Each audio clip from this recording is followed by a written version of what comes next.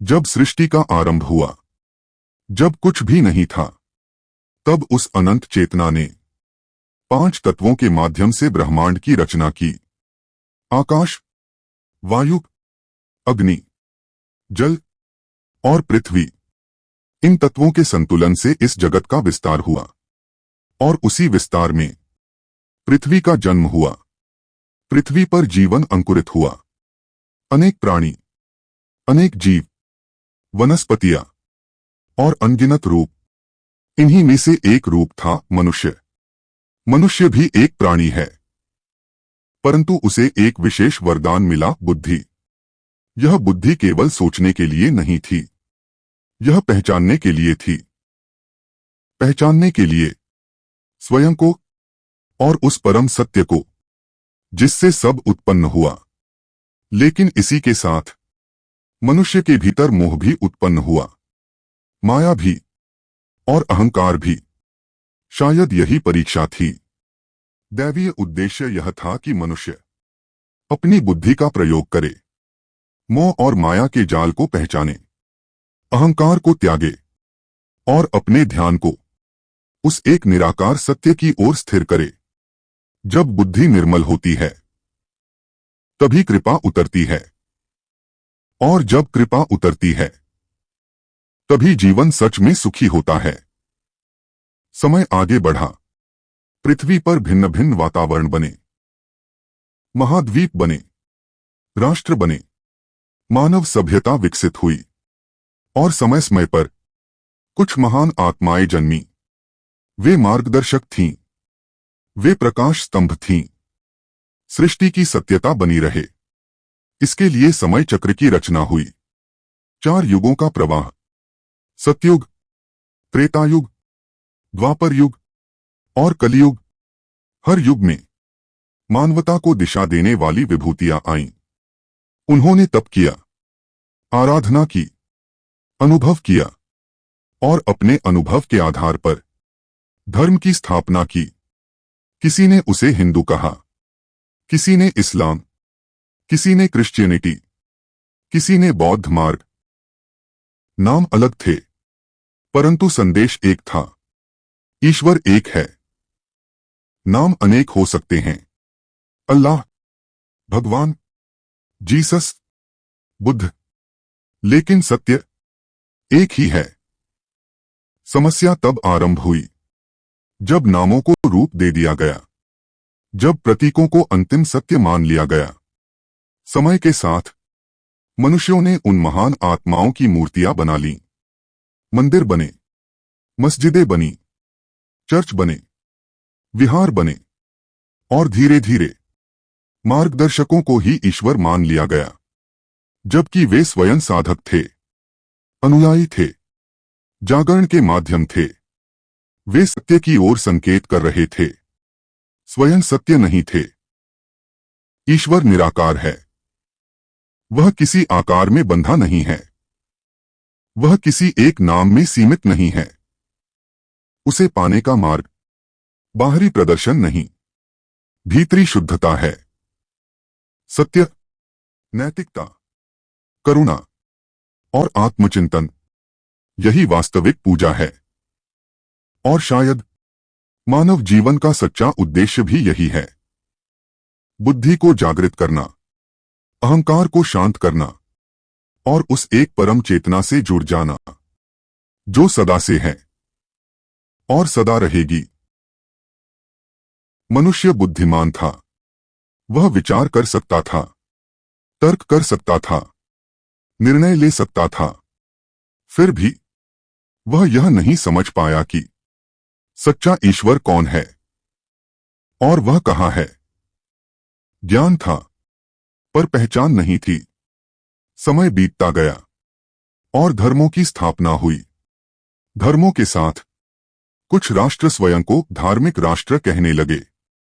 कहीं एकेश्वरवाद की धारा चली, कहीं बहुदेववाद की और कहीं स्वयं को धर्मनिरपेक्ष घोषित किया गया। इन सबके बीच भारत को एक धर्मनिरपेक्ष राष्ट्र कहा गया, क्योंकि यहां अनेक आस्थाएं साथ रहती हैं, अनेक परंपराएं, अनेक मान्यताएं, इस व्यवस्था का उद्देश्य था विभिन्न धर्मों के बीच परंपराओं, रीति रिवाजों, अंधविश्वासों और अपने अपने धर्म के अभिमान से उत्पन्न होने वाले संघर्षों को रोकना और राष्ट्र को एक रखना। समय के साथ मनुष्य का व्यवहार बदलने लगा। भक्ति के स्थान पर अनुष्ठान बढ़ने लगे। प्रतीक साधन थे, पर उन्हें साध्य बना दिया गया। लोगों ने मूर्तियों में, रूपों में, प्रतीकों में ईश्वर को खोजने का प्रयास किया और कुछ लोगों ने स्वयं को सच्चा भक्त, सच्चा रक्षक और यहां तक कि ईश्वर का अंश घोषित कर दिया। पर मानव जीवन केवल पूजा से नहीं चलता। उसे भोजन चाहिए, वस्त्र चाहिए, आवास चाहिए। इसलिए कार्य विभाजन हुआ।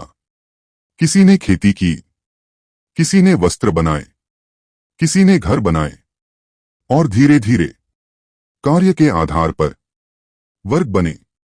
फिर वर्गों से जातियां बनी और जातियों से ऊंच नीच का विचार जन्मा। जो पूजा करता था उसे श्रेष्ठ माना गया, जो श्रम करता था उसे निम्न समझा गया। यहीं से भेदभाव का बीज बोया गया। सच्चे साधक जो भीतर की साधना में लीन थे, वे प्रायः मौन रहे। लेकिन कुछ चतुर लोग ज्ञान का आवरण उड़कर स्वार्थ की राह पर चल पड़े। उन्होंने मंत्रों का ज्ञान सीखा, शब्दों की शक्ति को साधा और उसे लोक कल्याण के बजाय लोगों के शोषण में प्रयोग किया। धीरे धीरे अंधविश्वास ने धर्म का स्थान लेना शुरू किया और यह केवल एक धर्म तक सीमित नहीं रहा। संसार के लगभग हर कोने में आस्था के नाम पर भ्रम पनपा। कुछ लोगों ने यह भ्रम फैलाया कि केवल उनके पास दुख दूर करने की शक्ति है, केवल वही मोक्ष दे सकते हैं।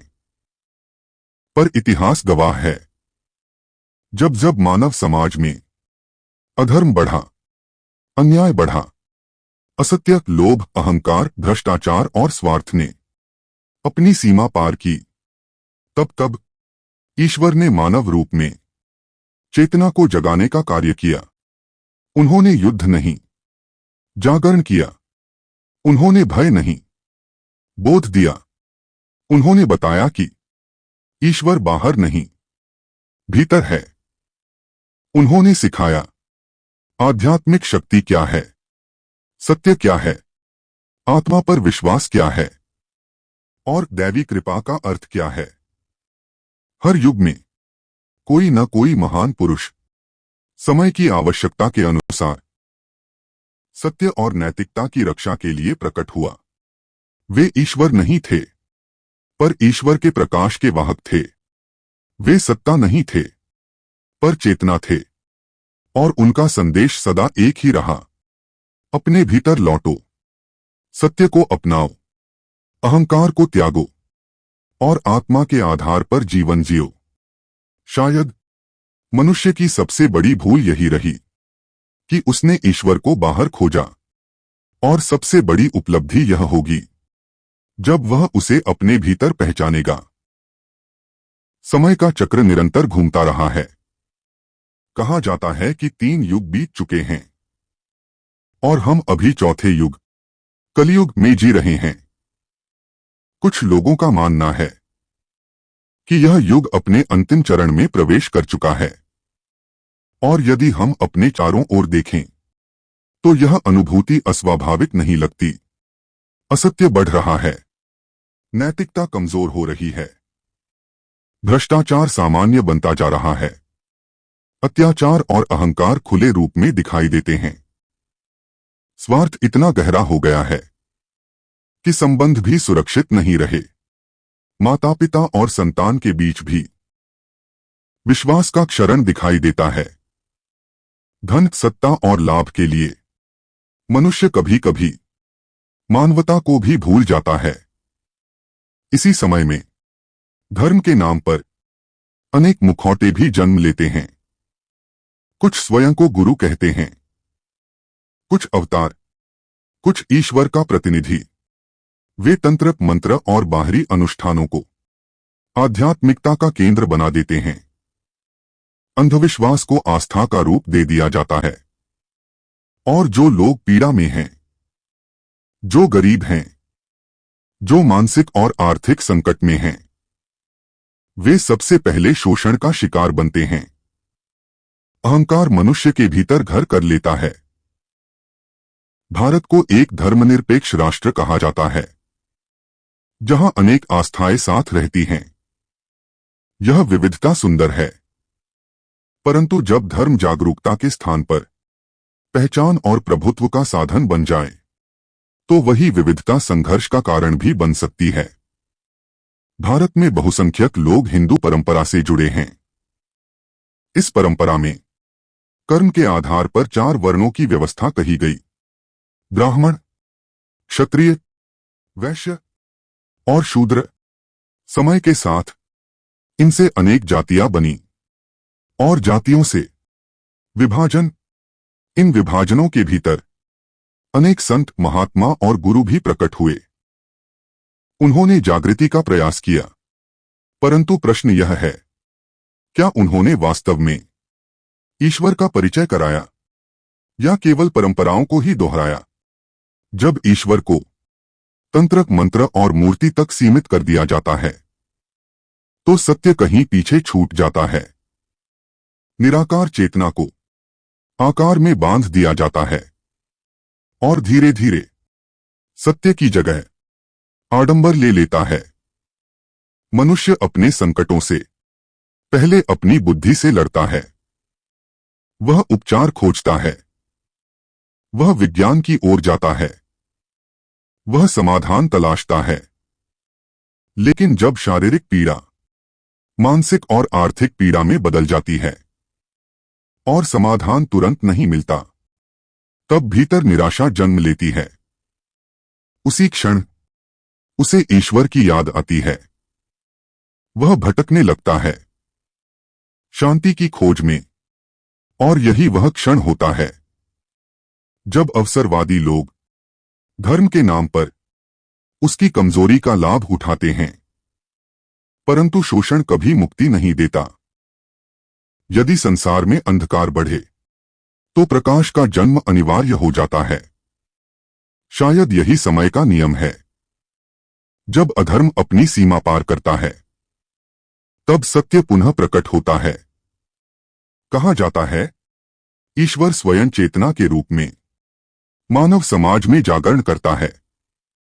वह भय नहीं फैलाता, वह बोध जगाता है। वह विनाश नहीं करता, वह परिवर्तन लाता है। ऐसे समय में एक कर्मयोगी प्रकट होता है, एक सत्य साधक जो प्रेममय है पर आसक्ति से मुक्त है, जो काम, क्रोध, लोभ, मोह और अहंकार से परे हैं, जो स्वयं को ईश्वर घोषित नहीं करता, पर अपने आचरण से ईश्वर की ओर संकेत करता है।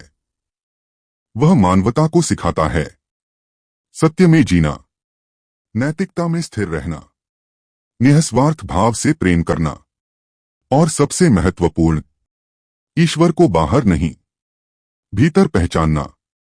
निराकार चैतन्य सर्वव्यापी।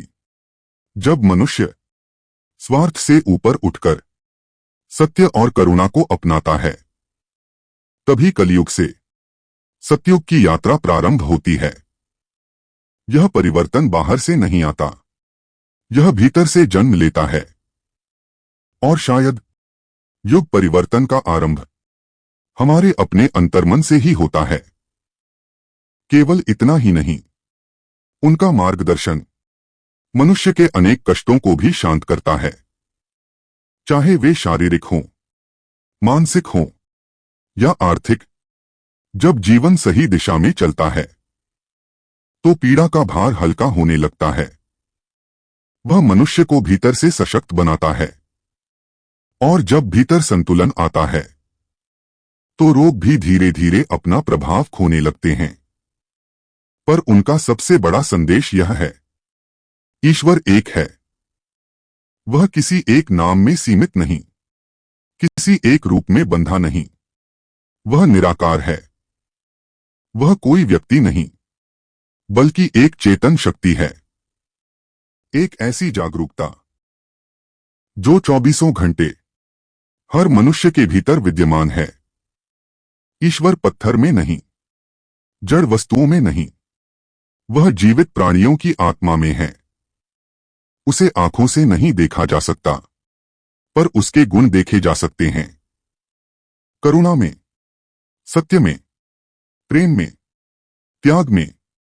जब मनुष्य इन गुणों को अपनाता है, तभी वह ईश्वर के निकट आता है।